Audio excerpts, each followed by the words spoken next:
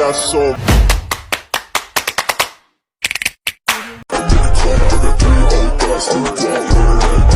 gaya dikali jarak seperti biasa. Maka kita akan mendapatkan nilai RB. Nah, ini adalah hitungan mendasar yang sudah kita coba di pertemuan sebelumnya. Kemudian setelah kita mendapatkan nilai RB, kita lanjut dengan menghitung sigma gaya momen di titik B sama dengan 0. Kemudian kita dapatkanlah nilai reaksi perletakan di A. Tahap selanjutnya adalah menghitung jumlah gaya vertikal yang idealnya harus sama dengan 0. Nah, ini kontrolnya harus sama dengan 0. Di beberapa waktu yang lalu ada pertanyaan, Pak, bagaimana kalau misalnya nilai yang didapat itu 0,0002 misalnya. Nah, untuk angka yang cukup kecil seperti ini, ya bisa kita abaikan lah, atau bisa kita anggap oke gitu ya. Karena kadang-kadang proses pembulatan yang kurang ideal menghasilkan eh, desimal yang tidak nol. Tapi kalau dia cukup ideal dalam membuat memotong desimalnya, saya rasa kecenderungannya akan nol gitu ya. Misalnya kita mengikuti kaidah, nah kaidahnya apa? Kaidah pembulatan itu. Kaidah pembulatan itu yang pertama bahwa angka 1 atau 0 sampai dengan 4 konsisten kita anggap pembulatannya adalah 0.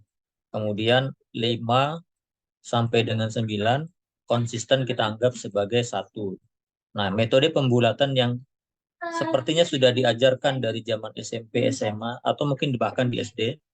Nah, ini kita gunakan, kita konsisten, maka kecenderungannya kita akan mendapatkan nilai jumlah gaya vertikalnya itu adalah 0. Tapi kalau kita kurang konsisten atau kurang tepat, nah mungkin tidak akan menghasilkan hasil yang tidak maksimal untuk nilai 0 untuk kontrolnya.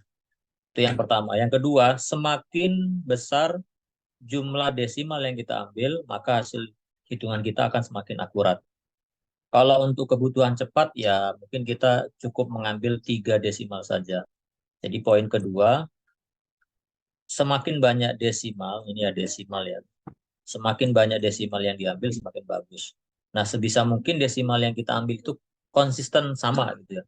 Misalnya kita mau mengambil 3 desimal, konsisten 3 desimal, atau 4 di belakang koma gitu ya. 4 terus gitu ya.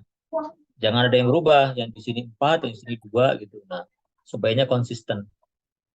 Nah, jadi ada pengambilan desimal yang konsisten, yang semakin besar, semakin bagus. Nah, yang kedua, atau yang pertama tadi kita sebut adalah bagaimana metode pembulatannya itu 0 sampai 4 kita bulatkan jadi 0, 5 sampai 9 kita bulatkan menjadi 1 ke depan. Oke, ini perlu konsistensi di kedua nilai ini. Sehingga ini bisa kita minimalkan ya. Jumlah dari gaya vertikal atau jumlah dari gaya horizontal nilainya adalah 0. Tapi kalau ketemu seperti ini ya sudah kita anggap nilainya sebagai 0 saja. Oke, selanjutnya. Jadi setelah kita mendapatkan nilai momen, bukan momen ya, apa reaksi di A berapa, reaksi di B berapa, kemudian kita kontrol jumlah gaya vertikalnya adalah 0, kita lanjutkan dengan menghitung persamaan jumlah gaya horizontal sama dengan 0. Nah, dari rumus ini kita akan mendapatkan nilai dari RHA. Atau kalau di sini ditulis sebagai HA. Nah, nilai ini sebagai gaya horizontalnya. Oke, metodologinya sejauh ini sama secara umum seperti yang kita lakukan pada struktur statis tertentu, yaitu menggunakan 3 persamaan keseimbangan. Apa saja? Yang pertama adalah Tiga persamaan keseimbangan. Yang pertama adalah jumlah momen sama dengan 0, jumlah gaya vertikal sama dengan 0, dan jumlah gaya horizontal sama dengan 0. Oke, itu kita gunakan untuk mendapatkan nilai reaksi perletakan. Kalau itu sudah kita dapatkan, maka kita bisa melanjutkan ke tahap berikutnya, menghitung gaya batang.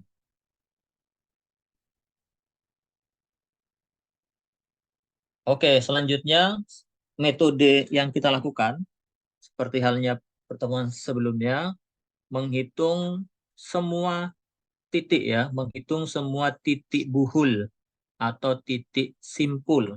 Saya ulangi, titik buhul, titik buhul ya, titik buhul atau titik simpul, titik buhul atau titik simpul. Nah, ini yang kita hitung dari membuat penggalan-penggalan untuk setiap apa namanya?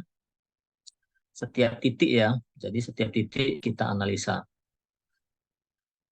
Oke, kita lihat di sini kita ambil eh, dari struktur yang ada, kita ambil satu titik yaitu titik A, kita ambil ada batang 1, ada batang 8, dan gaya-gaya yang bekerja.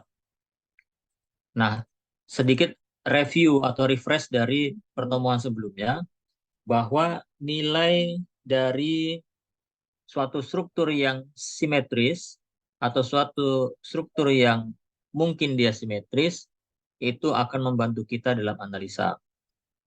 Tapi yang perlu kita cermati adalah struktur secara simetris dilihat dari dua hal. Ya, kalau kita melihat suatu struktur, misalnya suatu struktur ya, apakah struktur itu simetris atau tidak, atau dia akan cepat kita selesaikan atau tidak, maka kita melihat dua hal dari segi simetrisnya. Yang pertama adalah simetris secara struktural, struktural ya, struktural. Yang kedua adalah simetris dari sisi pembebanan. Sekarang kita cermati ya dari gambar yang ada beban. Jadi yang pertama adalah jadi dari konfigurasi atau geometri strukturalnya, ya lebih tepatnya.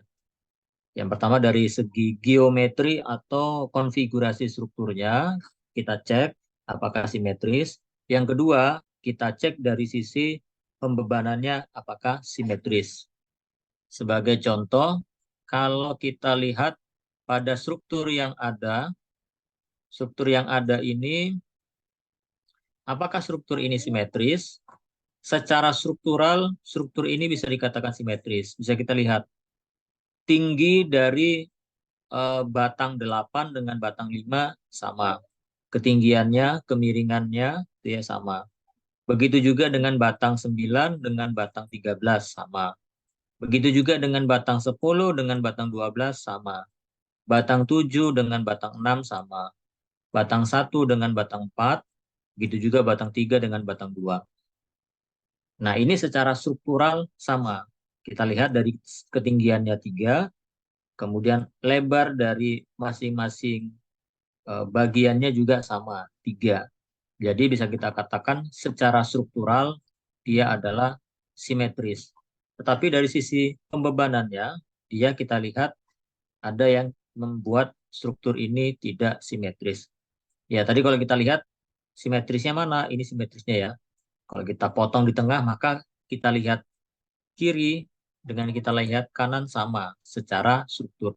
Tetapi kalau kita lihat secara pembebanan, ada yang berbeda. Berbedanya apa? Di sini ada P6, ya saya ulangi, di situ ada P6 yang membuat struktur itu tidak simetris. Kenapa? P6 ada di sebelah kanan, tetapi di sebelah kirinya tidak ada. Nah, sebelah kirinya tidak ada, sebelah kanannya ada. Karena di sebelah kirinya nggak ada, sebelah kanannya ada, maka struktur ini secara pembebanan tidak simetris. Saya ulangi, secara pembebanan tidak simetris. Ya, jadi karena dia tidak simetris, maka kita perlu menghitung semua gaya batang. Saya ulangi, karena dia tidak simetris, maka kita perlu menghitung semua gaya batang.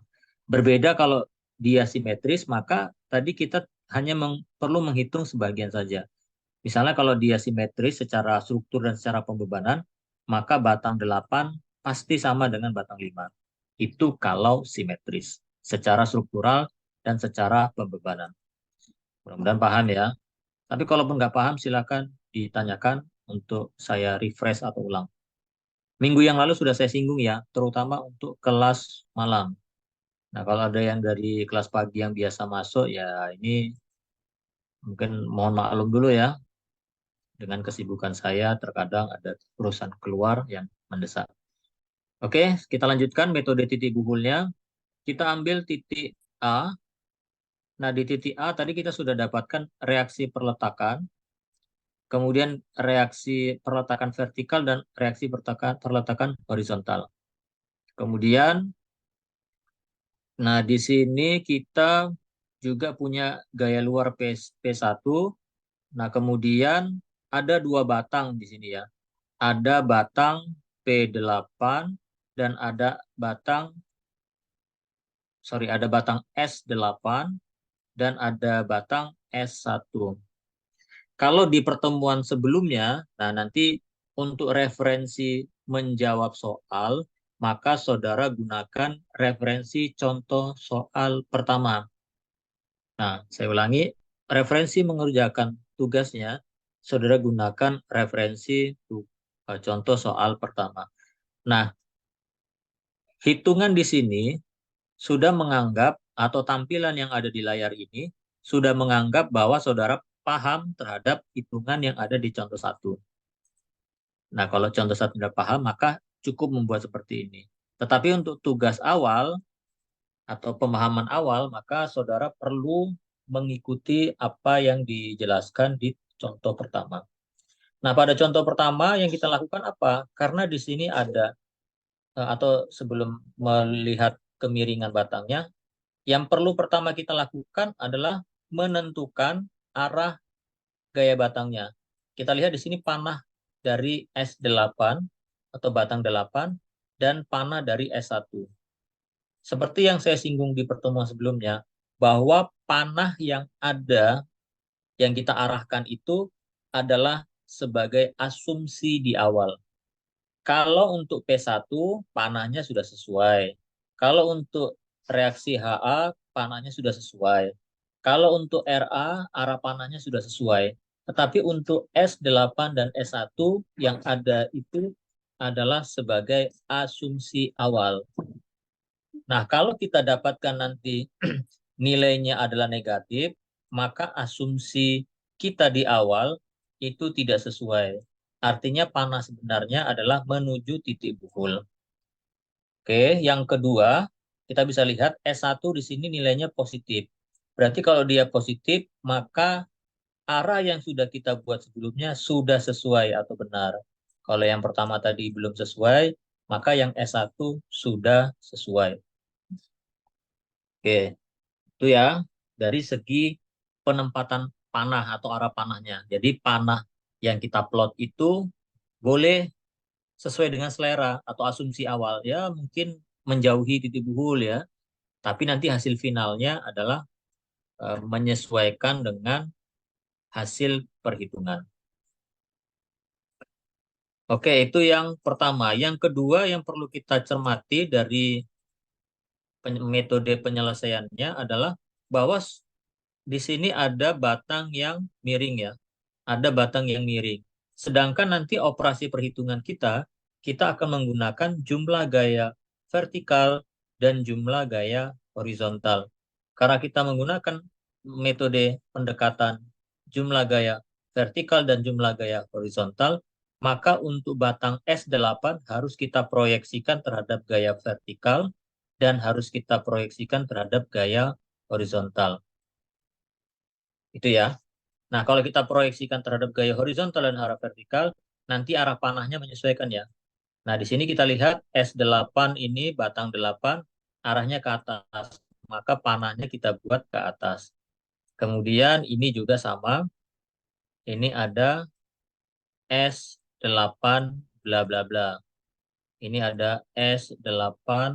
Nah, ada yang menulis S8Y, S8X gitu ya. Ada yang menulis begitu. Nah, kemudian kita cermati alfanya di mana. Misalnya alfanya di sini sudutnya. Kalau di soal tidak ditentukan sudut alfanya, maka saudara hitung besarnya sudut alfa yang ada.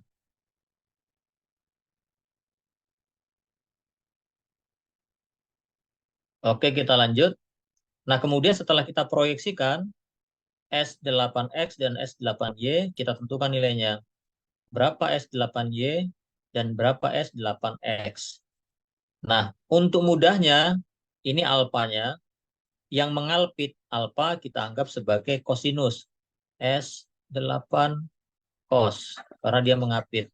Sedangkan yang tidak mengapit, itu kalau kita proyeksikan menjadi segitiga, maka dia adalah menjadi sisi depan ya. Jadi S8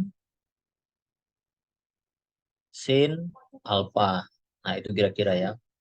Nah, kemudian dua uraian inilah yang kita masukkan dalam perhitungan. Oke, kemudian kita buat jumlah gaya vertikal. Nah, gaya vertikal yang bekerja, yang pertama ada RA ke atas positif, kemudian ada P1 ke bawah negatif, dan ada S8 posisinya ke atas, kita anggap positif juga. Ya, kita masukkan. Setelah itu kita operasikan, operasi aljabar biasa, dan kita dapatkan S8 minus 1980. Oke ya, tahapan itu saya berharap saudara gambarkan. Nah, kalau di file ini gambarnya cuma begini, nanti saya berharap di asistensi mungkin akan saya mintakan ya kalau belum dibuat. Jadi setelah gambar eh, buhul A, saudara gambarkan proyeksi terhadap batang yang miring. Misalnya batang S8, maka langsung saudara gambar begini. Ini S8, ini S8 sin misalnya. Ini S8 cos alfa, sin alfa dengan syarat sudut alfanya di sini. Oke ya, jadi ini tetap saya minta saudara menguraikannya. Oke, kemudian yang berikutnya kita hitung gaya horizontal yang bekerja. Nah, gaya horizontal yang bekerja di sini kalau kita cermati ada HA dan ada S1. Ada batang S1 dan ada batang S8 cos alpha ya. Nah, tadi kan kita urai S8-nya ada yang sinus dan ada yang kosinus. Nah, kita masukkan dalam hitungannya. Kenapa dia negatif? Arahnya ke kiri, kalau ke kanan kita anggap positif. Nah, kemudian kita akan mendapatkan nilainya di sini positif, berarti sesuai dengan asumsi awal kita. Nah, di hitungan S8 yang sudah diketahui, ini saudara harus berhati-hati ya. Di sini S8-nya kita lihat tandanya masih positif menyesuaikan dengan uraian awal. Nih, kita lihat S8-nya masih positif. Berarti tadi S8-nya masih diarahkan ke sana. Tetapi sekiranya saudara mengubah arahnya. Karena, tadi di hitungan awal ternyata dia harusnya ke dalam ya. Kemudian saudara ganti menjadi begini. Nah, menjadi begini. Maka di sini tandanya juga dirubah menjadi negatif. Tetapi nilai S8-nya menjadi positif. 1980. Ya, kalau saudara mau mengubah arahnya ke kiri seperti ini, maka arahnya menjadi negatif, nilainya menjadi positif. Gitu ya. Nah, ini sudah saya jelaskan juga di minggu yang lalu, dan ini hati-hati. Dan ini mungkin bagi saudara yang agak kurang teliti, ini bisa jadi jebakan. Gitu ya. Oke, nanti akan saya lihat bagaimana konsistensi saudara dalam menghitung dan pemahaman matematikanya. Kita lanjut. Kalau ada pertanyaan silahkan ya. Kita lanjut ke titik 2. Nah, titik duanya itu berupa titik F ya. Titik F bisa kita lihat. Nah, di titik F yang kita lihat, di sini sudah diketahui ada gaya P2 dan ada S1 yang sudah diketahui. Maka kita tinggal menghitung jumlah gaya vertikal dan jumlah gaya horizontal secara langsung. Karena tidak ada batang miring ya. Jumlah gaya vertikal ada S8 dan ada P2. Ini 1000 adalah P2 dan kemudian ada S9. Kemudian horizontalnya ada S1 dan ada S2. Nah, kemudian kita peroleh nilainya. Kemudian kita lanjutkan untuk segmen selanjutnya, titik bul selanjutnya. Nah, di sini ada 3 batang miring. Batang miring S8, S9, sorry, batang miring S8, kemudian batang miring S10. Nah, ini harus saudara gambarkan di sini. S8, uraiannya begini dan begini. Kemudian ada S10, uraiannya begini, begini, begini. Ya, jadi secara mandiri saudara tambahkan di sini ya. Oke, setelah saudara urai, baru saudara hitung menjadi persamaan vertikal dan persamaan horizontal. Secara umum metodenya berulang seperti itu ya. Dan saya rasa ini tidak tepat kalau hanya dibaca, tetapi harus dicoba menghitungnya. Nah, kemudian apalagi ya ini ya yang mungkin jadi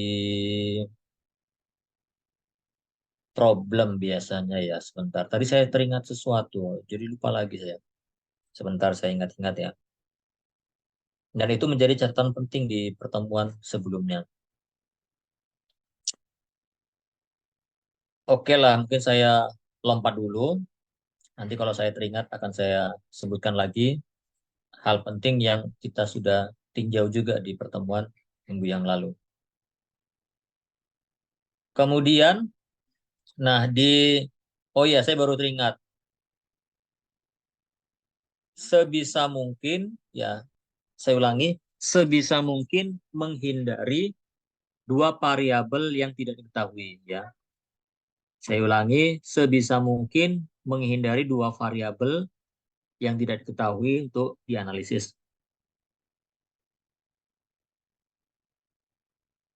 Atau kita memulai analisis dari titik buhul dengan satu variabel, gitu ya. Kalau saudara mulai dari menganalisis dari titik titik C, nah ini bisa menjadi problem ya. Ini malah keempat-empatnya belum diketahui. Atau tadi di titik F misalnya, juga sama ya. Jadi harus dihindari menganalisis eh, suatu bagian dengan variabel lebih dari satu. Nah, kalau seperti ini memang ada dua variabel yang belum diketahui. Tapi bisa kita siasati ya. Ini ada misalnya S10 dan S7 yang belum diketahui.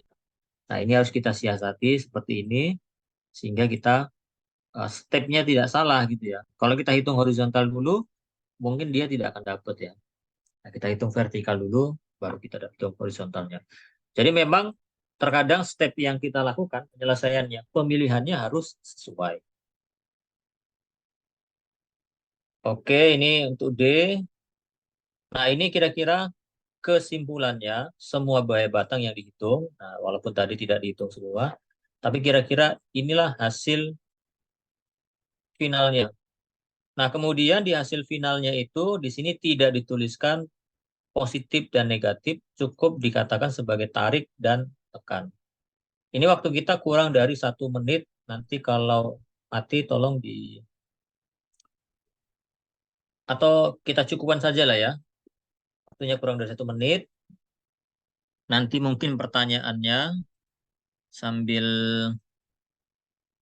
ditanyakan kalau ada, ya. bisa ditanyakan di grup ya. Mungkin untuk hari ini seperti itu. Dan kalau ada pertanyaan, silakan ditanyakan di grup. Atau silakan ditanyakan sekarang.